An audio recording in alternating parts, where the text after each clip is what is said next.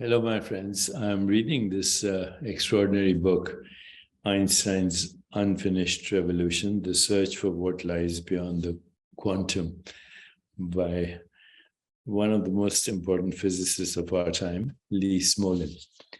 Now, although he raises a lot of conundrums in the beginning of the book, he also announces that he's a realist, and he also announces that he is a naive realist.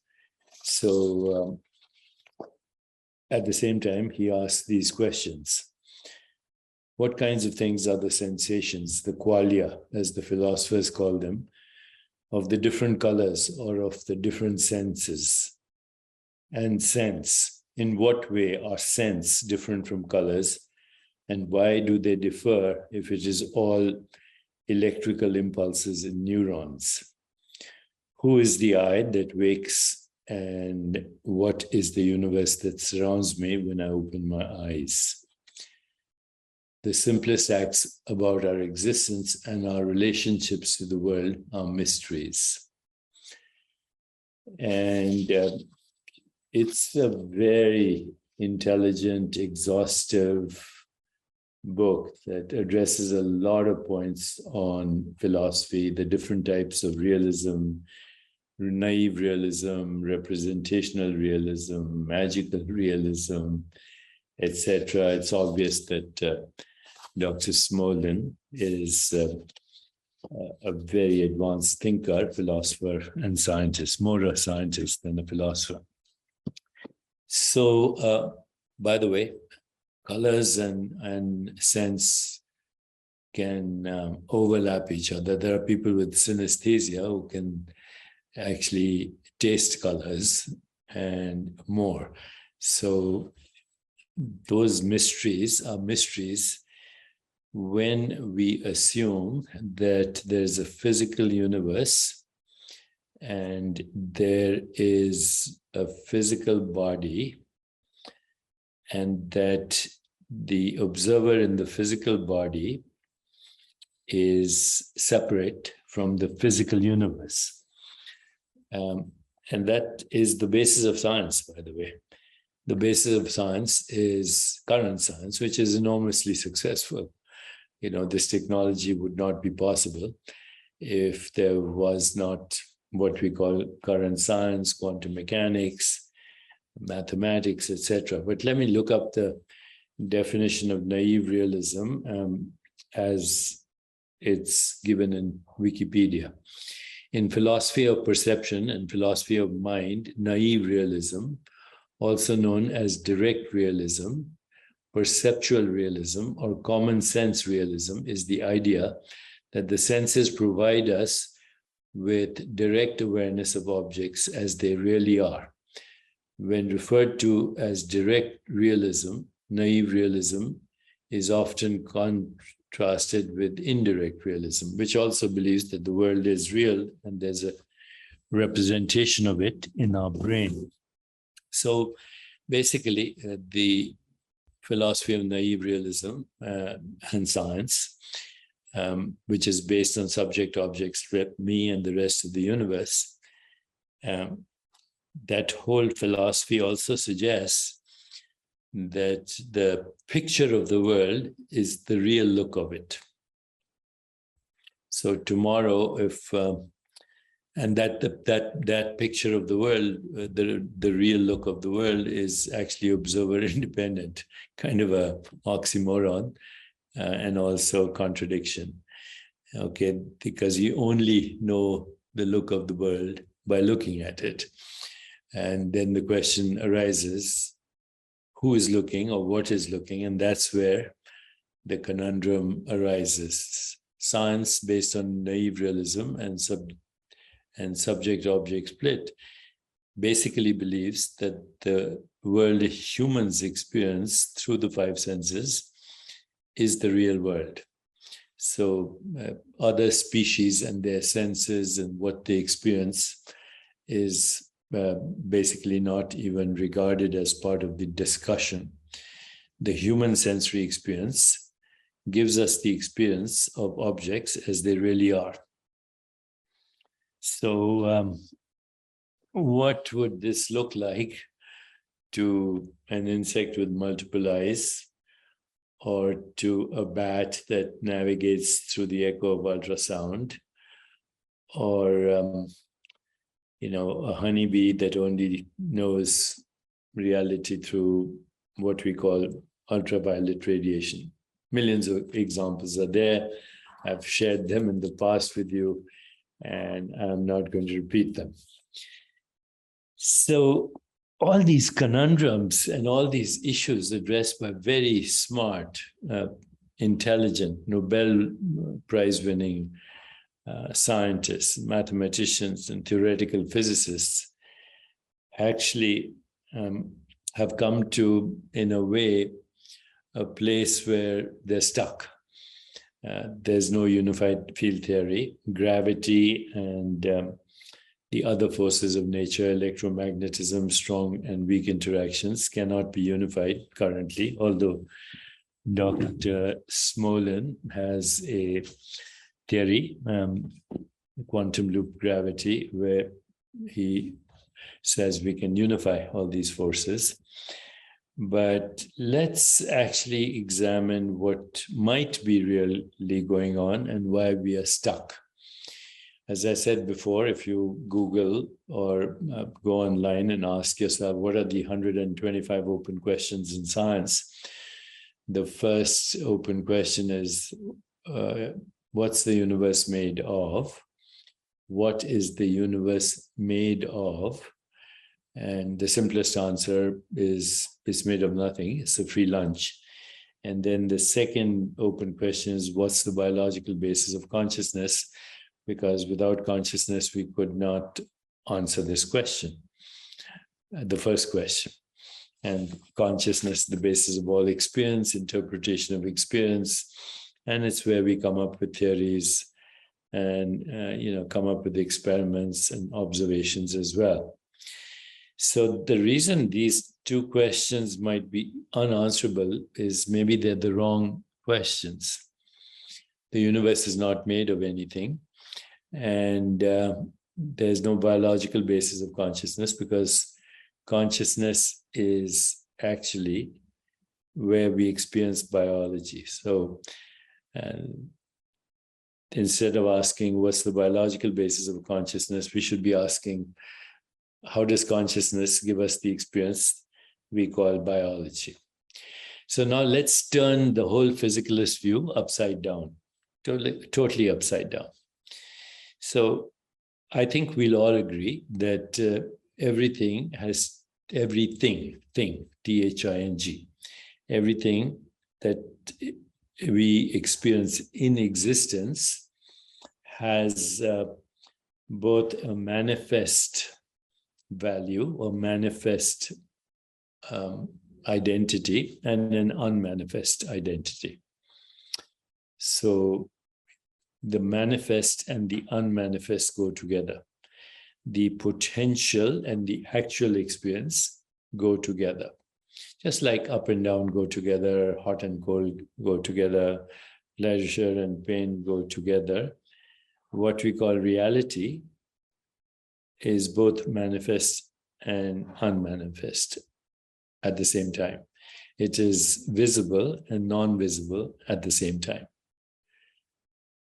This no one argues. Okay, so now if you talk to scientists, quantum field scientists, they say fundamental reality is invisible.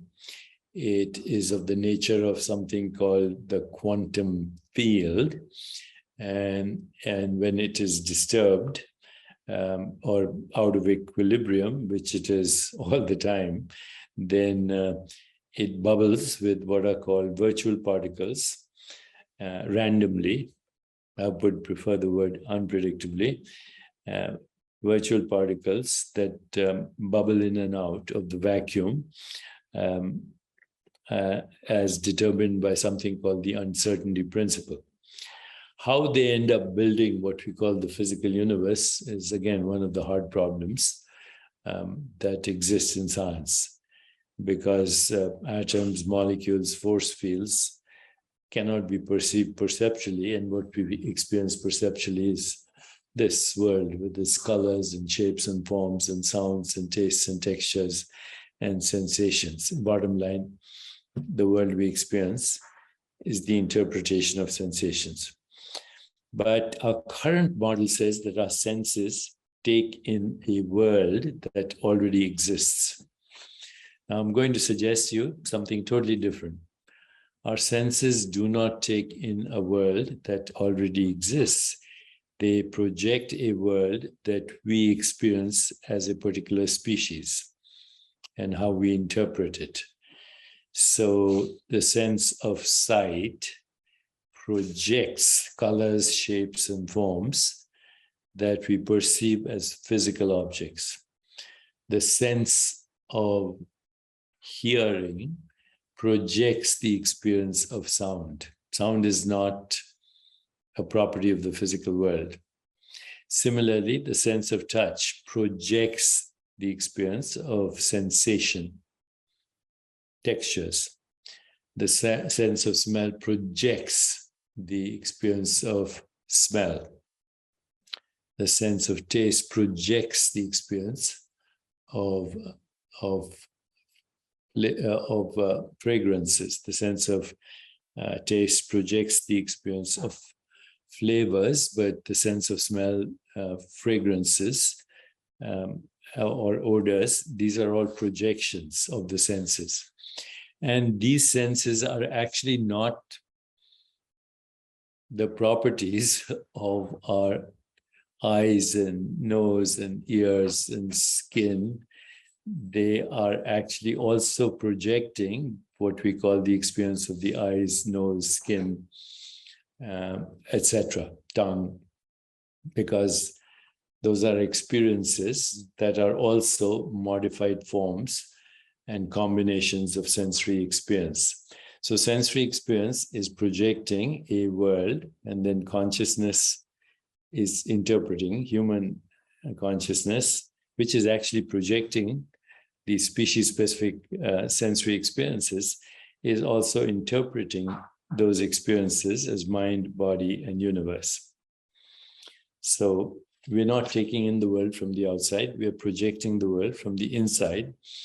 And that world includes what we call our physical body. And this whole projection is in the form of a changing scenery or a changing movie. What is projecting that is consciousness, which is species specific. And in human beings, also culture specific, because cultures, indigenous cultures, ancient cultures, even different parts of the world based on indoctrination, religious, economic, but mostly religious, all have different interpretations of what is being projected. So, number one, the senses do not take in the world, they project the world, they project the body. The senses are modifications of awareness, as hearing, touching, tasting, smelling, and smelling. But even more, the senses modify themselves as emotions and feelings and thoughts. And with this comes the construction of the current models of reality, not reality, models of reality, which says that everything that is manifest exists as space, time, matter, and energy. That's pretty good. So even a thought, because a thought is also a molecule, occupies a location in space-time. It has energy, and a molecule has mass. And thoughts and molecules are synonymous. Thoughts are unmanifest, and molecules are manifest. The neurochemicals associated with thinking and feeling and perception and everything else. So in every moment, there's the manifest and the unmanifest, and it's the unmanifest that is vibrating as the manifest ceaselessly. So the scenery is always changing, but that which is constructing the scenery and the seer in every moment of experience. The seeing itself is a modified form of awareness itself. So people say, oh yeah, but if my eyes are damaged, then I can't see. If my ears are damaged, I can't hear, etc. And that is because these are instruments for both experience and also for experience that becomes localized and individualized. But the individual itself is a changing process of perceptual and cognitive capacities. Okay. Now, if we 100% can experience this, then we will never see ourselves as I here and the world out there, I here and you there. We will actually experience ourselves as the boundless, formless, irreducible, fundamental, without cause, spaceless, eternal, timeless being that is differentiating into different observers, different modes of observation, and different objects observed. But the objects themselves are not objects, they are modified, localized aspects of yourself. Everything that you see is who you are, a part of it, a fragmented part. Everything that you see is a shattered piece of your soul. And your soul is a shattered piece of the divine. All we have to do is remember that which was dismembered. So there's a phrase in spirituality, all the struggling to learn when we simply have to remember. The remembrance is called Smriti in Sanskrit, and it is experienced as Shruti, the revelation of the cosmic mind in the local mind. And when we remember, we are filled with joy because we realize there's no separation and that fundamental reality is pure love, which is one being before it differentiated into this amazing infinite expression that we call the manifest universe, with all different species, all their modes of knowing, and all their experiences that we call their known. But the essential property of existence is knowingness itself. Knowingness itself. Why is this practical? Well, once we totally ground ourselves in this experience, then all these concepts of time and birth and death are no longer ultimately relevant. They're good models for shifting experiences in the theater of what we call space-time and causality. The source of all this existence is pure, undifferentiated bliss. And then the manifest expression of that is space-time, matter, energy, and mass, space-time, mass, and energy that is conceived as the theater of space-time and causality, in which biological organisms flash in and out at quantum levels at the speed of light, but also have an arc, a life story, where you start with the fertilized egg, and then, zygote, embryo, baby, toddler, etc., all the way to dusty death. That's an avataric manifestation of the unmanifest. You are the unmanifest, constantly disturbing yourself as the manifest. Going back to the Vedanta, the undisturbed state of consciousness is bliss. The disturbed state of consciousness is the universe. You are the universe as the disturbed state, and bliss as the undisturbed state. It's like sleeping and waking. Okay, I'm dreaming.